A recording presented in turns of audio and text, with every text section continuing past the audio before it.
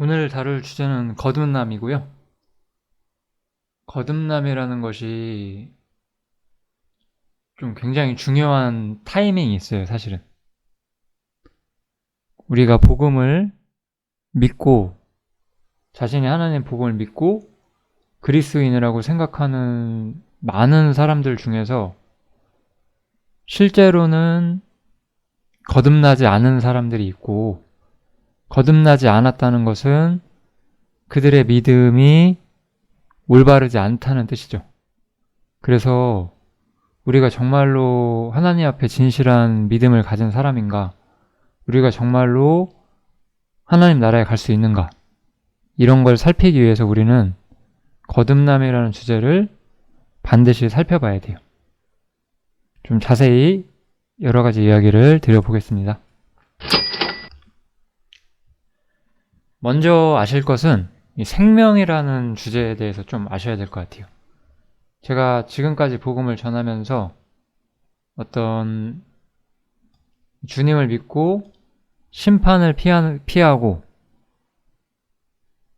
이런 부분들을 제가 좀 더 많이 말씀을 드렸는데, 성경은 여러 사람들이 기록을 했고 여러 관점들로 적혀져 있기 때문에 우리 요한 복음을 쓴 사도 요한과 그 사도 요한이 쓴 요한 1서, 요한 복음, 이런 책들은 생명이라는 것을 좀 많이 다루거든요. 그래서 그리스도인들은 생명이 있냐 없냐 이런 식으로도 이야기를 하죠. 그래서 이 생명이 뭔지부터 저희가 생각을 해봐야 할 것 같습니다. 첫 번째로 요한복음 1장 1절부터의 말씀인데, 태초에 말씀이 계시니라. 이 말씀이 하나님과 함께 계셨으니 이 말씀은 곧 하나님이시니라. 그가 태초에 하나님과 함께 계셨고 만물이 그로 말미암아 지은 바 되었으니 지은 것이 하나도 그가 없이는 된 것이 없느니라. 그 안에 생명이 있었으니 이 생명은 사람들의 빛이라. 이렇게 나와 있죠. 굉장히 좀 추상적으로 기록이 되어 있는데, 요거 볼게요. 만물. 이거는 이제 인간을 포함한 모든 우주 만물을 이야기를 하는 거예요.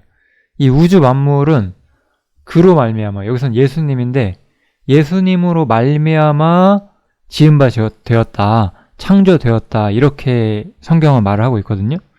그런데 그 안에만 생명이 있대요. 그분 안에, 여기서 그라면 그 예수님이거든요.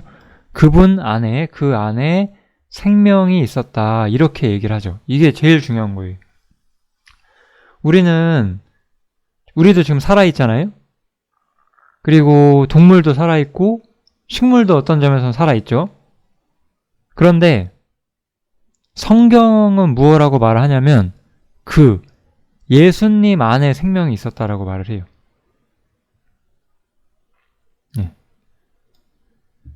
그러면 우리는 예수님 안에 있는 것이 아니잖아요. 인간은 기본적으로. 우리는 예수님으로 말미암아 지어진 사람, 만들어진 사람, 창조된 사람이고 예수님 자체는 생명이 있었다는 거예요. 그럼 우리는 생명이 없었던 것이죠. 이 관점이 우리가 생명에 대해서 생각할 때 제일 중요한 관점이에요. 예수님 안에는 생명이 있었는데 예수님이 만드신 것에는 생명이 없어요. 그럼 우리가 생명이 없느냐 이렇게 생각한다는 것이 아니고, 사도 요한이 말하는 생명이라는 관점은 바로 하나님의 생명이라는 관점이라는 거죠. 하나님의 생명이 없는 거예요, 모든 만물에는. 우리는 우리 자신의 생명을 가지고 있고 7, 80년 정도 살 수 있는 생명을 가지고 있죠. 근데 예수님께서는 하나님의 생명을 가지고 계셨어요. 그래서 예수님은 죽은 자 가운데서 부활하셨고 또 하나님께 완전히 순종하셨고 우리를 위하여 영원한 복을 예비하실 수가 있었어요. 이 모든 것들을 할 수 있었던 것은 예수님에게 이 하나님의 생명이 있었다는 거예요. 그래서 생명에 대해서 성경은 이렇게 말하는 거죠. 예, 요거만 한번 정리만 한번 해볼게요. 예. 제가 다 써놨죠? 예수 안에만 생명이 있고요. 만물은 예수 안에 있지가 않아요. 즉, 그렇다면 요한이 여기서 말하는 생명은 우리 피조물의 생명이 아니라 바로 하나님의 생명이라는 거죠. 이 예수님은 하나님의 생명을 가지고 있다는 거예요. 네.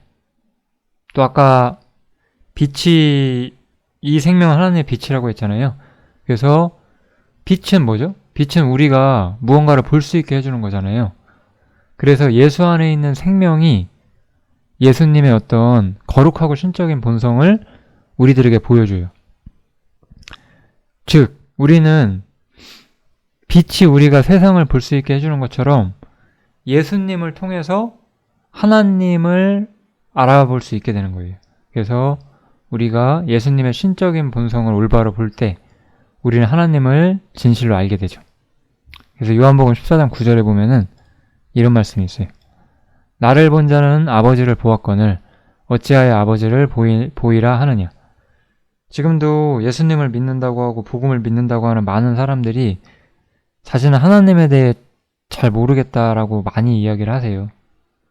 근데 우리가 복음을 깊숙이 이해하게 된다면 나는 진실로 하나님을 안다. 이렇게 말하는 것이 가능해지죠. 내가 정말로 하나님을 안다. 이렇게 말하는 것이 편해져요.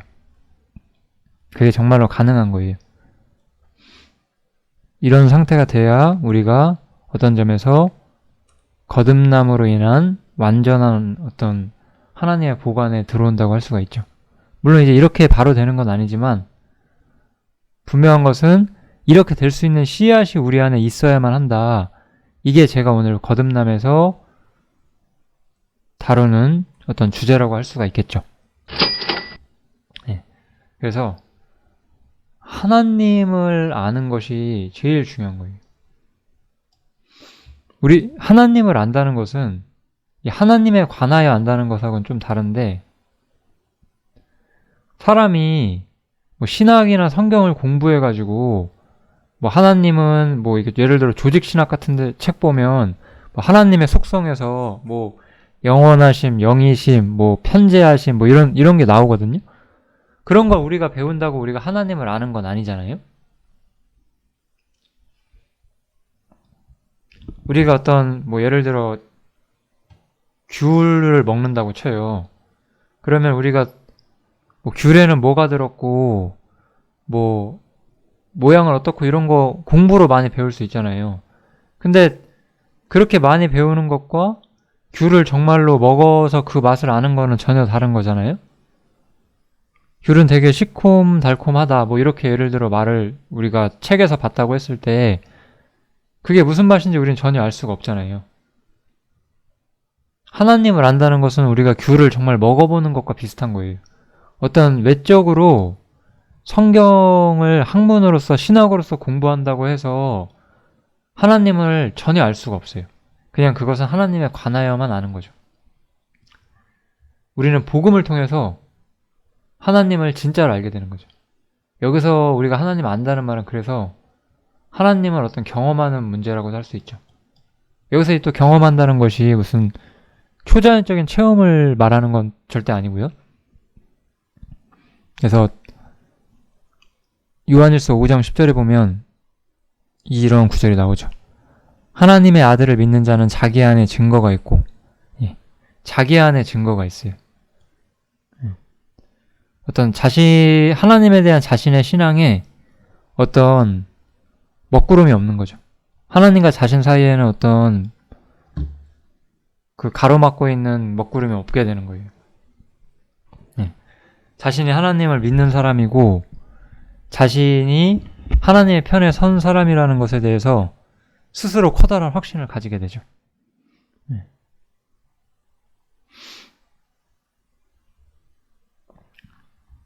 다음 페이지로 한번 넘어가 볼게요.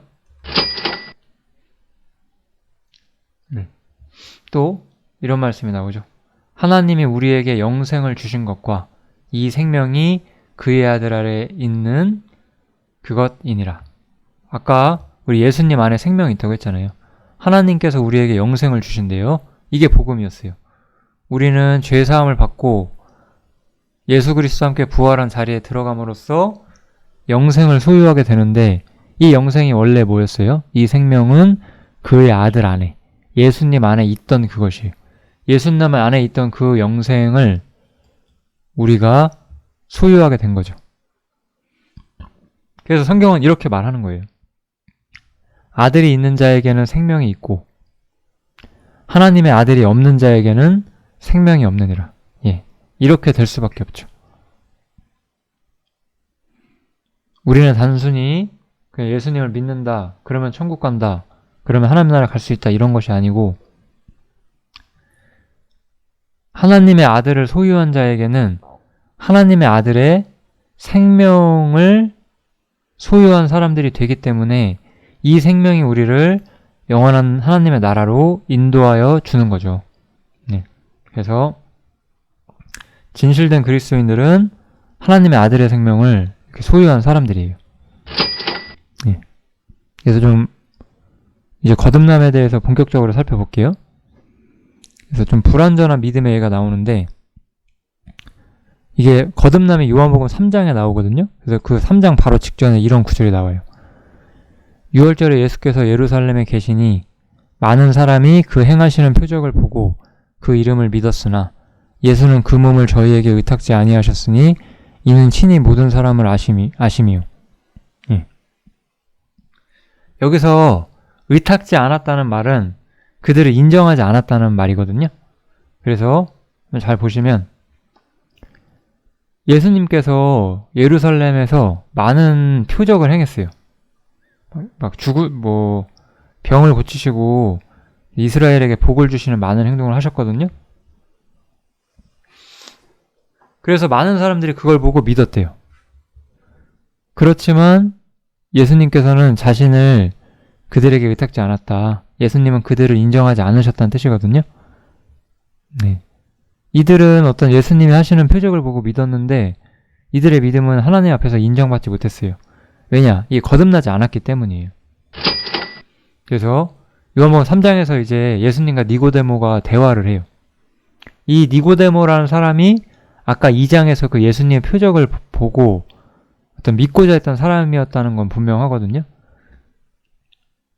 그래서 이 사람이 예수님께 찾아와요. 그래서 이런 얘기를 하죠. 이쪽부터 볼게요. 우리가 당신은 하나님께로서 오신 선생인 줄 아나이다.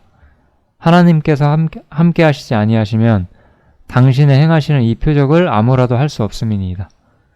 이 사람은 예수님에 대해서 뭔가 인정을 하고 있어요. 하나님께서 당신을 보내신 건 맞다. 하나님께서 당신을 보내신 것이 아니면 당신의 표적을 아무도 행할 수가 없다. 이렇게 이야기하면서 어떤 예수님을 인정하고 있죠.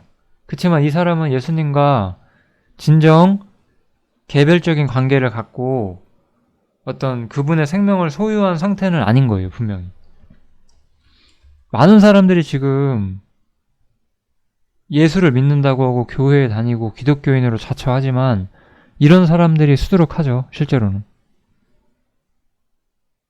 그래서 이 사람한테 예수님은 어떠한 얘기도 해주실 수가 없었고 다만 이렇게 바로 답을 해주시죠. 진실로 진실로 내게 이르노니 사람이 거듭나지 아니하면 하나님 나라를 볼 수 없느니라. 이렇게. 즉 이 말은 무슨 말일까요? 니고데모야, 너는 거듭나지 않았다, 이 얘기죠. 너는 나와 상관이 없다, 이렇게 이야기하시는 거예요. 니고데모가 이걸 듣고 좀 놀라서 이렇게 물어봐요. 아니 그러면 사람이 늙으면 어떻게 날 수 있삼나이까? 두 번째 모태에 들어갔다가 날 수 있삼나이까? 이렇게 지금 니고데모가 물어보게 되죠. 그래서 이 니고데모의 질문을 보면 우리가 뭘 느낄 수 있냐면, 니고데모가 그러잖아요. 사람이 한 번 태어났는데 어떻게 모태로 들어가 다시 태어날 수가 있겠냐라고 물어봐요. 이 말은 우리가 뭐 정치인들이나 뭐 연예인들이나 뭐 기업가들이 우리가 이제 거듭나자 뭐 이런 말 하잖아요. 그건 어떤 일종의 뭐 혁신이나 변화, 발전 이러한 의도를 가지고 하는 말이잖아요. 근데 예수님께서는 그런 의도로 하신 말씀이 아닌 거예요. 예수님은 정말로 새로 태어난다고 말씀을 하신 거고, 거듭난다는 말이 우리 지금 한국 사람들이 쓰는 그런 어떤 변화나 발전이라는 의도가 있는 말이 아니고 진짜로 새로운 생명으로 다시 태어나야만 한다라고 이야기를 한 거예요. 그렇기 때문에 니고데모는 어떻게 사람이 모태로부터 한 번 태어났는데 다시 태어날 수 있냐 이렇게 물을 수밖에 없었던 거죠. 그래서 거듭남은 니고데모는 이해할 수 없었지만 예수님께서는 거듭남이 새 생명으로 태어나는 것이다 라고 분명히 말씀을 해주셨죠. 그래서 육으로 난 것은 육이요 성령으로 난 것은 영이니 이런 말씀이 있어요. 우리의 첫 몸은 육으로 났어요. 그래서 육이고 우리는 성령으로 난 것은 영이기 때문에 우리가 새롭게 태어날 때는 성령으로 말미암아 태어난다. 이런 이야기를 하고 있는 거고요. 또 로마서 8장에도 보시면 육신에 있는 자들은 하나님을 기쁘시게 할 수 없느니라 이런 말씀이 있어요. 즉 우리의 옛사람, 우리가 한번 부모로부터 태어난 우리는 하나님께 전혀 기쁨이 되질 않아요. 그래서 하나님께서는 육신에 있는 자들을 전혀 기뻐하실 수가 없고 이제 새 생명으로 태어난 자들을 기뻐하실 수 있는 거죠. 그렇기 때문에 거듭남이라는 것은 어떤 우리가 발전되거나 변화되는 게 아니에요. 우리가 엄청나게 지금보다 나은 인간이 되면 하나님이 날 기뻐해 주시냐? 그렇지 않다는 거예요. 육신에 있는 자들은 절대 하나님을 기쁘시게 할 수 없고 오직 성령으로 태어나야 돼요. 이게 바로 거듭남이라는 용어의 가장 중요한 점이죠. 새 생명으로 성령으로 태어나지 않으면 우리는 전혀 하나님의 사람이 아닌 거예요. 그래서 지금 많은 기독교인들이 사실은 이 로마서 8장 8절에 걸리는 경우가 많죠. 거듭나지도 않았는데 하나님 기쁘게 한다고 노력하는 거예요. 그런데 거듭나지 않은 사람들은 육신에 있는 자들이기 때문에 전혀 하나님을 기쁘시게 할 수가 없죠. 그래서 이 요한복음 3장 5절에 보면 사람이 물과 성령으로 나지 아니하면 하나님 나라에 들어갈 수 없다라고 하면서 거듭나기 위해서는 물과 성령이 필요하다. 물과 성령의 도구가 된다. 이런 말씀을 좀 하고 있고 제가 어떻게 거듭나는지는 많이 설명하진 않을 거예요. 왜냐하면 사실 저희가 그동안 복음을 전해드렸잖아요. 그 복음이 바로 사람이 거듭나는 방법이기 때문에 복음을 듣고 믿음으로써 거듭나게 되고 그거는 뭐 다시 여기서 설명하지 않도록 하겠습니다. 다만 이제 이 정도는 설명을 해야 되겠죠? 네. 아까 물과 성령이라고 했는데 물은 하나님의 말씀을 좀 보편적으로 상징을 해요.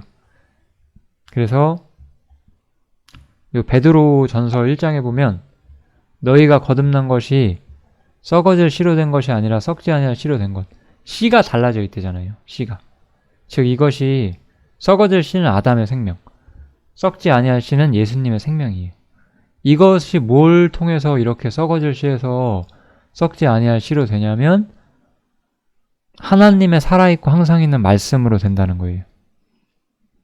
그래서 썩어질 씨는 아담의 생명, 썩지 아니할 씨는 예수님의 생명. 그리고 거듭남의 수단으로서 성경 말씀, 이 하나님의 말씀이 필요하다. 이런 점을 좀 보실 수가 있겠고요. 또 하나는 우리가 아까 성령으로 거듭난다고 했잖아요. 그래서 우리가 이렇게 거듭나게 될 때, 우리가 하나님을 믿게 될 때 우리가 세상의 영을 받지 않고 오직 하나님께로 온 영을 받게 돼요. 그리고 이 하나님께로 온 영은 하나님께서 이제 우리에게 은혜로 주신 것들을 알게 하려 하심이에요. 이게 우리가 복음을 아는 사람이 하나님을 이해하는 방식이에요.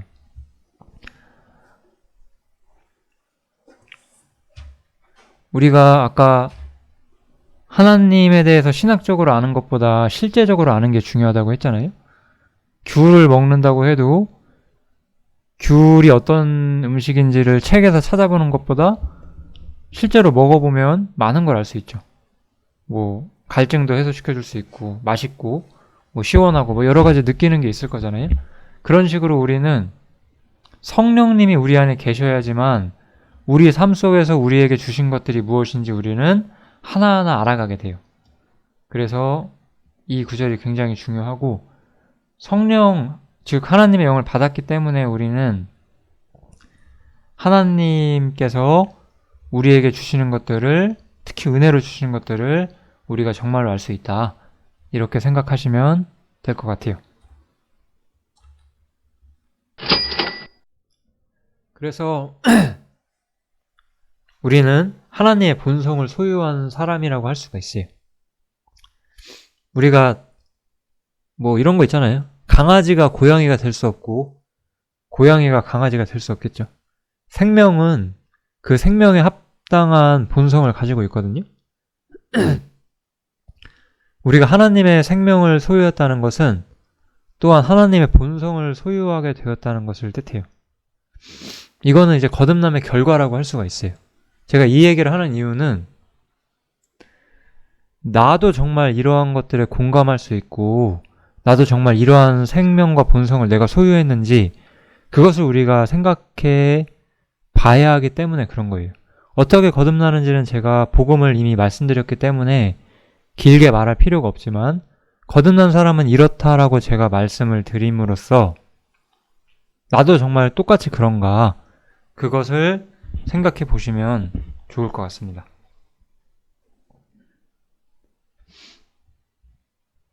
그래서 이로써 그 보배롭고 지극히 큰 약속을 우리에게 주사 이 약속으로 말미암아 너희로 정욕을 인하여 세상에서 썩어질 것을 피하여 신의 성품에 참여하는 자가 되게 하려 하셨으니 신의 성품에 참여한다. 이게 하나님의 본성에 참여한다 그런 뜻이에요. 원래 좀 정확히 원어 성경을 번역을 하면요. 그래서 하나님의 본성에 들어가는 자 이런 표현이에요. 그래서 우리는 거듭난 사람들은 하나님의 생명을 소유한 것이고 당연히 하나님의 본성도 소유하게 되죠. 하나님께서 우리의 생명이 되시고 또 우리 안에 하나님의 본성이 있다면 이제 우리에게 어떤 것들이 생기겠어요? 그리스도께서 우리 삶의 어떤 목표가 되시죠. 이건 당연한 거예요. 사람이 왜 방황할까요? 인생의 목적이 뭔지를 모르거든요. 왜 인생을 사는지. 그냥 먹고 마시고 즐기기 위해 살고 있긴 한데 왜 우리가 이 땅에 와서 살고 있는지 사실 인생의 목적이 뭔지를 모르기 때문에 사람이 방황하죠. 또 그 과정에서 잘못된 목적을 삼죠. 뭐 부나 명예, 뭐 쾌락, 뭐 등등등 이런 것들을 우리 삶의 목적으로 삼고 살아버리죠. 근데 우리가 하나님의 생명을 소유하게 되면서 이제는 예수님이 우리의 삶의 목적이 돼요. 여러분도 정말 그러신가요? 이거는 뭐 우리가 완전히 예수님처럼 산다는 것이 아니에요. 공부를 열심히 한다고 꼭 1등 하는 건 아니잖아요? 이거는 우리 삶의 진짜 목적이에요. 내 양심에 그냥 손을 얹고 내 스스로 생각하기에 내 인생의 목적이 뭐냐 그거죠. 어려운 거 아니에요 이거. 다른 형제들한테 자신을 속일 필요가 없어요. 나는 부족하다. 나는 내 육신의 연약함을 이기지 못할 때가 많다. 그럼에도 나는 정말 여전히 하나님을 사랑하는 것만큼은 분명하다. 솔직히 우리가 이런 말 할 수 있거든요. 정말 진실리 그 사람이 하나님 위해 산다면은. 그렇지 않은 사람들은 이렇게 말 못하겠죠. 바울 사도는 그래서 이렇게 말해요. 내게 사는 것이 그리스도다. 내게 산다는 것은 예수님 자체다. 이런 얘기죠. 즉 예수님이 내 인생의 유일한 목적이라는 뜻이에요. 우리 사람 이런 말 하잖아요. 돈이 내 인생의 전부야. 이 세상에서 뭐 정의를 이루는 게 내 인생의 목표야. 뭐 이런 식으로 말할 수 있는데 바울 사도는 예수님이 자신의 목표이기 때문에 죽는 것조차 유익하다라고 말하는 거예요.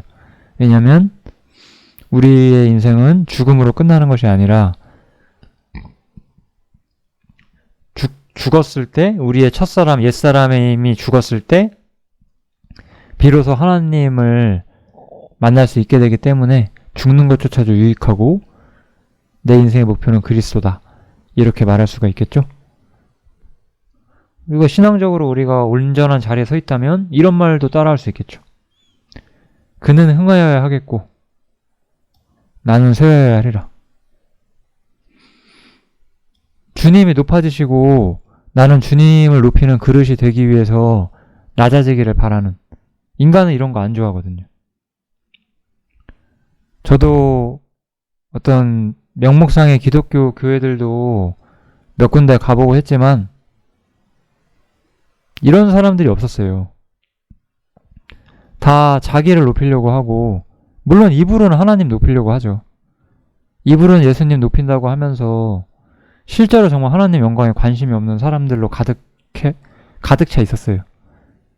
그래서 여기에는 복음이 없다, 이런 생각들을 하게 되면서 이렇게 좀 직접 말씀을 알려드리고 있는 거죠. 또 이런 말씀도 있죠. 그러나 무엇이든지 내게 유익했던 것을 내가 그리스도를 위하여 다 해로 여길 뿐더러. 보이시죠? 내가 그리스도를 위하여 다 해로 여긴대요. 참 이것도 참 그래요. 세상 사람들은 자신에게 유익하던 것을 내세우려고 얼마나 노력을 해요. 그리고 교회 안에서도 그래요. 자신에게 유익한 것들을 엄청나게 자신을 자랑할 수 있는 도구로 삼으려고 해요. 좀 구체적인 예를 들어드리고 싶긴 한데 그냥 일단은 넘어갈게요. 아무튼 하나님을 예배하는 자리에서도 자신의 재능이 드려지는 걸 바라죠. 정말 이런 말씀하고 맞지가 않아요. 내게 유익하던 것들을 다 해로 여긴다, 이런 말씀하고 맞지가 않아요. 또한 모든 것을 해로 여김은 내 주 그리스도 예수를 아는 지식이 가장 고상함을 인함이라. 내가 그를 위하여 모든 것을 잃어버리고 배설물로 여김은 그리스도를 얻고 그 안에서 발견되려 함이니. 그를 위하여 모든 것을 잃어버리고 배설물로 여긴대요. 이게 저는 하나님 믿은 지 지금 한 13년 정도 됐는데, 이게 제가 13년 동안 신앙이 자라서 제가 이 말씀에 공감하는 것이 아니고 하나님 믿고 한 1년 만에 이 말씀에 공감했어요. 1년도 안 돼서요. 사실 어떤 점에서는 바로 거의 성경 배우고 이 말씀을 처음 보는 순간부터 이 말씀에 사로잡혔던 것 같거든요. 그만큼 이건 어떤 신앙이 진보랑은 상관이 없다는 뜻이에요. 우리 마음에 하나님의 본성이 있으면 이런 것들에 엄청난 매력을 느껴요. 그 전에 우리가 매력 느끼던 거 있죠. 사람마다 다르겠지만 연애나 문화 이런 장르에서 어떤 자신의 매력을 뽐내고 싶은 사람들, 부와 명예를 가지고 뽐내는 사람들, 지성이나 고고함 같은 걸 가지고 뽐내는 사람들, 여러 가지가 있잖아요. 근데 그런 거 다 가치 없다는 거예요, 바울 사도한테는. 근데 우리도 그렇거든요. 우리도 이런 마음이 있어요. 거듭난 사람은 다 그래요.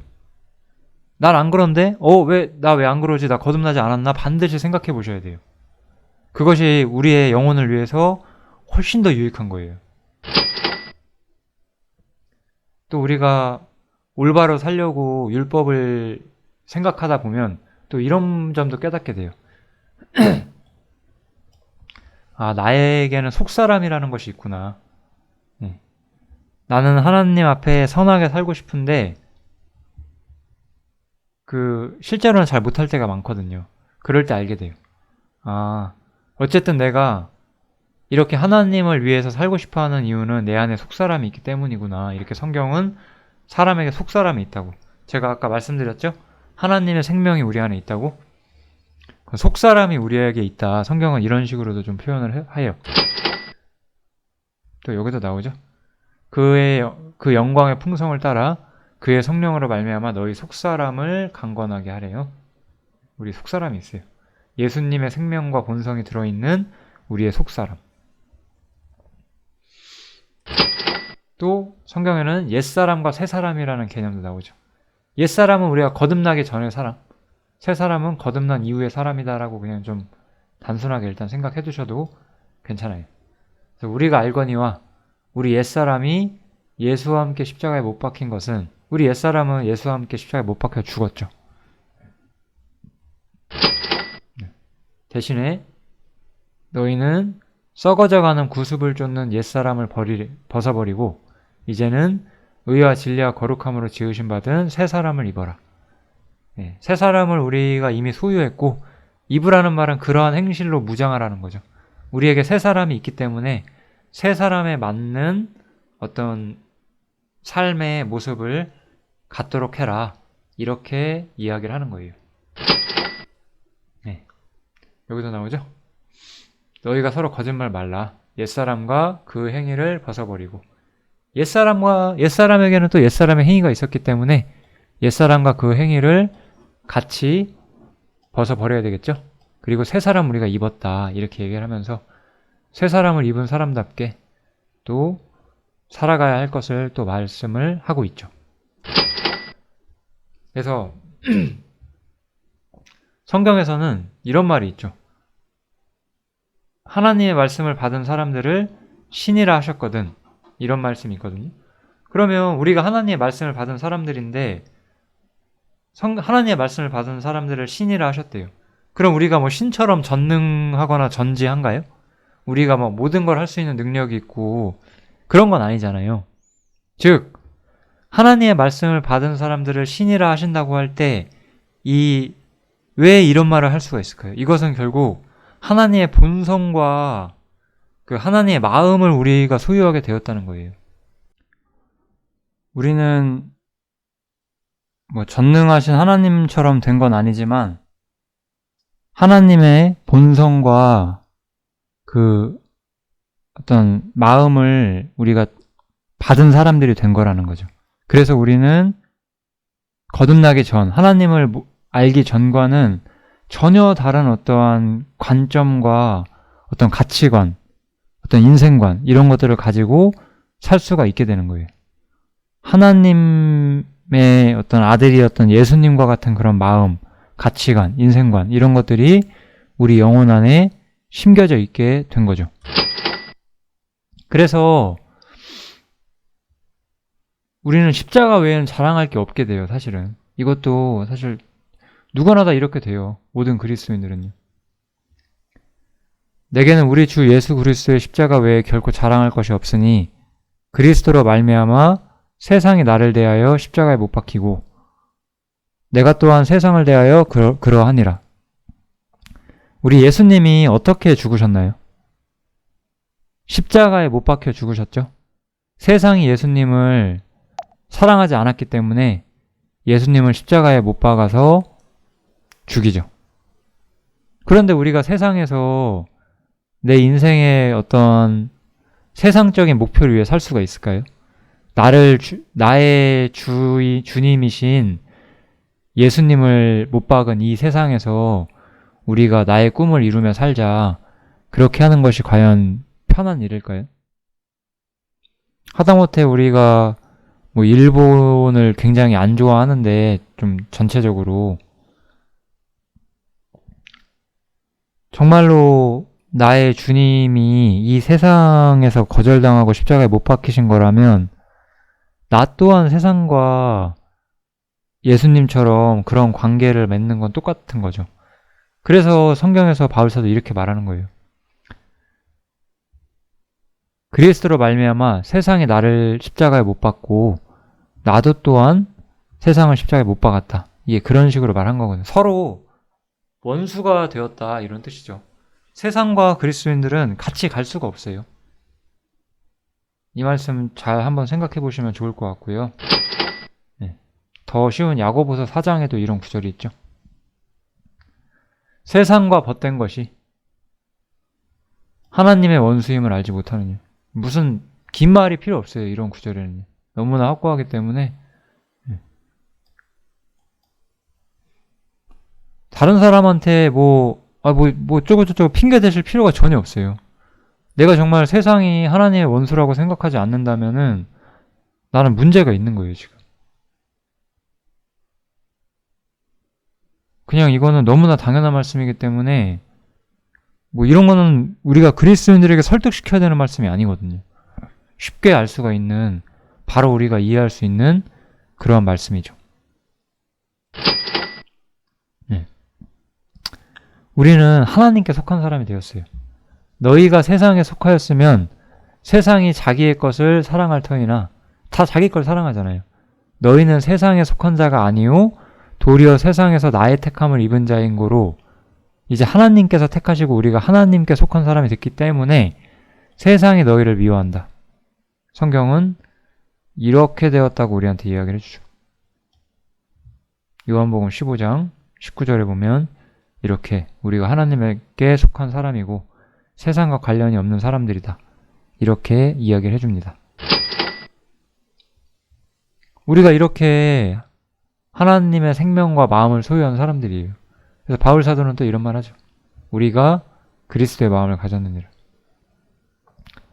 이 그리스도의 마음이라고 하는 거는 아까 저희가 찾아봤던 것처럼 단순히 뭐 착한 거 이런 거 아니에요.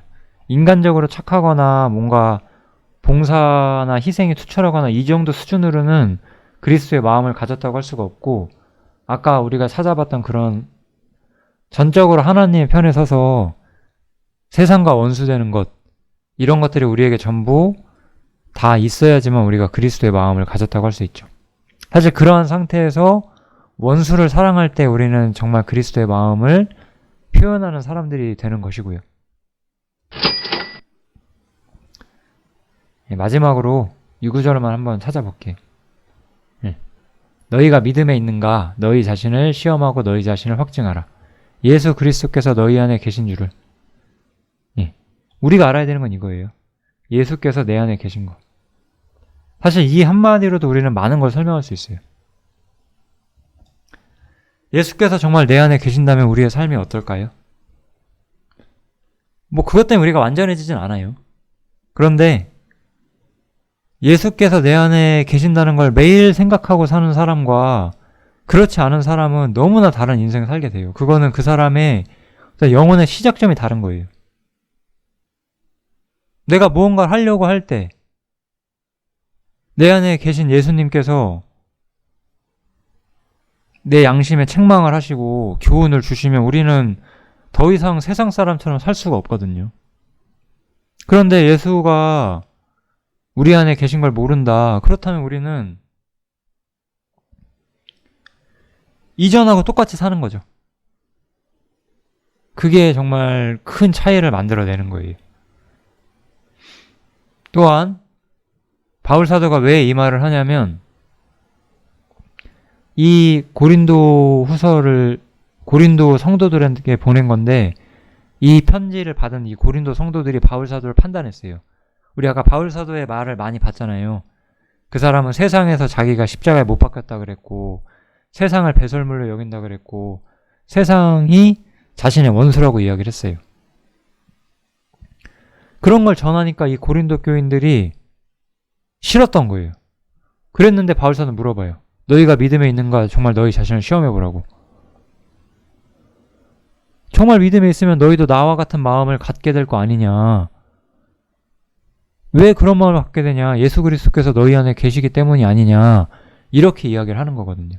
그래서 거듭난 사람은 거듭나기 전과는 너무나 다른 인생을 살게 돼요. 그래서 우리가 어설프게 복음을 배우고 기독교인이 되는 거는 전혀 중요하지 않고, 사람이 정말 거듭나야지만 진짜 그리스도인이 되는 거거든요. 그래서 우리가 복음을 다 듣고 수없이 많이 들으셔도 거듭나지 않은 분들이 있어요. 그런 분들은 사실 마음속에 하나님을 찾지 않거나 회개치 않는 것 때문인 것인데, 아무튼 우리 자신이 정말 거듭났는지 생각을 해봐야 되고, 내가 진짜 믿음에 있는지를 생각을 해보는 것이 좀 굉장히 중요한 주제예요. 그래서 이것도 어떤 복음의 어떤 좀 연장선에 있는 주제이기 때문에 이 주제까지 내가 정말 하나님을 믿는다고 생각한다면 이 주제까지 한번 봐주시면 좋을 것 같습니다. 여기까지 하겠습니다. 감사합니다.